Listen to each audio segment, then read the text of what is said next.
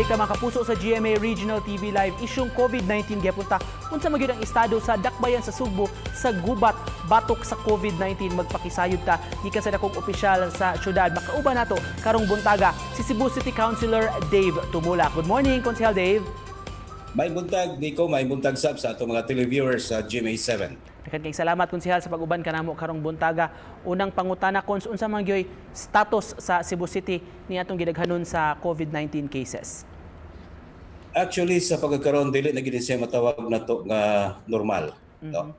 Una sa tanan kining mga kaso nga atong nasayran gikan sa mga nagkadaiya nga mga tambalanan diri sa syudad sa Sugbo. Gani dunay pipila na niini nga wa na gyud madayon sa pagkasud sa ospital gumikan kay pwerte ng punoa sa ato ang mga tambalanan, ma-private ka man o ma-public hospital o na isubo kay nga palandungon nato Sir Nico nga dili na gyud maka-accommodate. May na lang gani kay dunay ubang mga private hospitals nga midungag na sila ang mga bed capacity akip na usab ang ilahang mga isolation centers o gi-maximize na gyud nila ang ilahang mga doktor o mga nurses. Kaysa pagkakaroon na Sir Nico, base sa DOH nga pahibaw, doon natay dulan sa sobra sa 400 ka mga health workers ang gipaubos og home quarantine.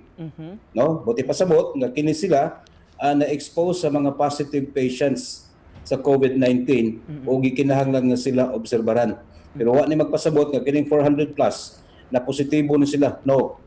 Pipila lamang ini ang nagpositibo o mapasalamaton kay kini sila mga asymptomatic. Buti pasabot nga wa ni sila yung mga simptomas. Tungod aning 400 kapin Konsehal mauni nga na-deplete gyud ang manpower sa ato mga hospital. Yes. Mo nay pagkatinuod gyud nga angay sa masayran sa atong mga katawhan kay ang atong mga nadunggan karon pulos na lang mga reklamo gikan sa mga tambalanan, gumikan kay mga pasyente wa makasud. Ang tinuod ni ana kakuwangan gyud sa katre, kakuwangan sa mga nurses o mga doctors ang atong nasinati karon gumikan lagi kay gi-quarantine man. Ang mahitabo ani kon sa usa kung dunay bag-ong pasyente makasinati pananglit og mga ILI symptoms, mas maayong moadto gyud una sa mga cluster clinics nato dili mo diretso sa ospital. Importante kayo nga masayran sa publiko nga alang ni adtong dunay mga nakasinati og ubo, sipon, hilanat, pangatol sa tutunlan, palihog lang sa pagduaw sa atong mga cluster clinic. So unsa man ni cluster clinic? Ang cluster clinic na doktor, na nurse o gikinahanglan nga ikaw i-swab gamit ang PCR, kani polymerase, no? Chain reaction test. Libre ni, wa ni say bayad. Pero depende na sa assessment sa doktor. Kaysa adto kag private hospital, magpa-swab ka, it takes about 10 to 15,000.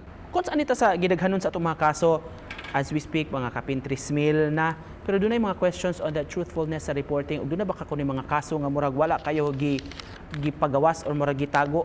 Kasi kamatuoran, anak Cons. Tinuod, daghan kaayong mga mortalities karon, mga patay, nga nahitabo diha sud sa atong mga kabaranggayan, apan dili na nimo ma-consider as COVID, gumikan kay one, wa ni sila ma-check, wa ni sila ma-swab, wa sad ni sila maadto sad og mga klinik o mga doktor. Gumikan ka siguro sa rason nga wa sila kwarta o baka mahadlok pag-adto o baka nabaliwaran sa ospital. Dili na siya ma-count. Mo na nakalisod, no? Kay ang ato ang gi-count based on data, diha magyud sa atong hospital ug na-check it sa atong mga doktor. Cons experts from the academe are projecting nga maabot kunog 11,000 by the end of June ang posibleng nga magidaghanon sa kaso dinhi sa Cebu City.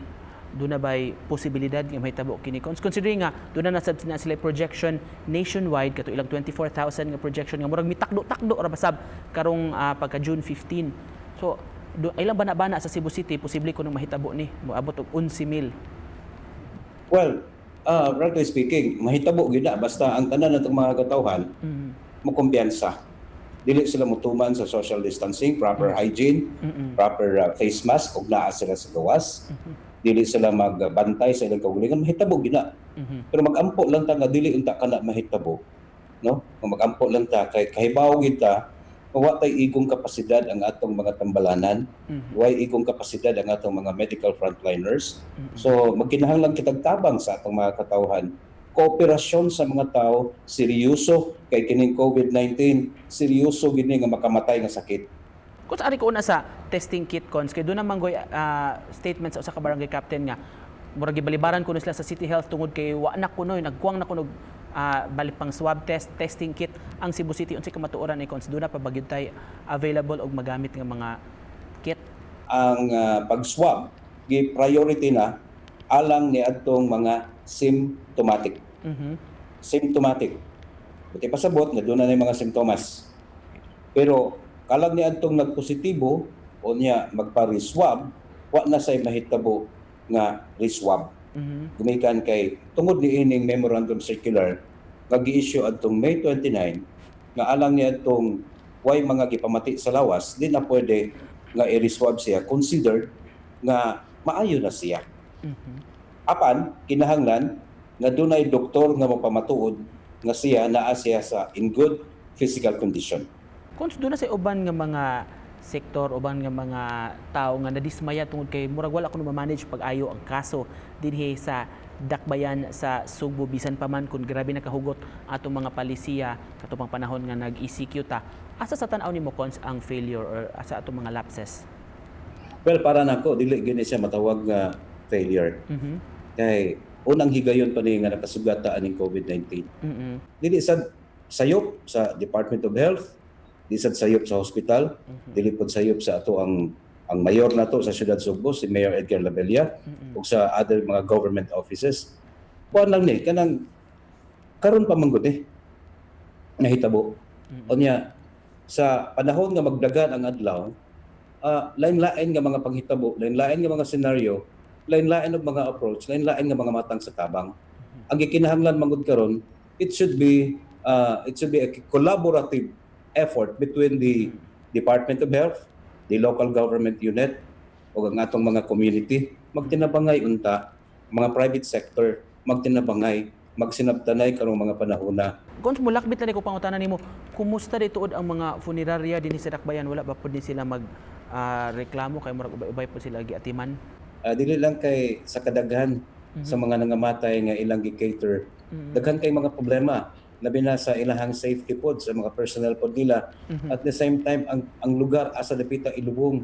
Nay mga menteryo na karon nga dili na sila manawat gumikan sa kadaghana. Unya mo di siya katong mga nangamatay diha sila tagsa-tagsa ka mga panimay. Nga wa in town ni sila matan-aw og doktor, di sad ta makakonfirmar nga sila COVID-19. Dili sad ta makakonfirmar kay wa sad sila maswab. Ang protocol na to ni Cons, diretso man dyan iglubong no or cremation yun? Kung doon naman gani mamatay diha suod sa ilang panimay, labi nagdunay mga gipamati sa lawas, iawag sila sa pagpalubong suod sa 12 ka oras or ipakremate. May nitong klarohon sa atong mga katawan ng mga viewers nga dili tanan nga mga suspected COVID gikinahanglan kaayo nga ipakremate. Kaya ang cremate before adtong March, Sir Nico, it was only 35,000. But now, it's 60,000 to 65,000. Dubli ay. So, nadubli. In closing, Konsehal, unsa may matabang sa mga yanong lungsuranon, yanong mga tao, aron murag mas mapasayon ang gibuhat karon sa gobyerno ani atong gubat batok sa COVID-19? Well, mohangyo lang ta sa mga katawhan nga tumano lang nato no ang social distancing. Labi na sa ato ang mga sitio, sa ato mga kabaranggayan, o asa ta maglakaw, diya sa atong gitrabahuan, palihog lang. Tabangi po ang inyong kaugalingon na dili mo mataptan yan ang maong matang sa sakit. Kay dili in taon lalim karong mga panahon na. Magpasalamat migdako sa kagayunan sa impormasyon nga gihatag nimo kanamo karong buntaga Cebu City Councilor Dave Tumulak. Thank you, salamat. Thank you so much. God bless you, Konsehal.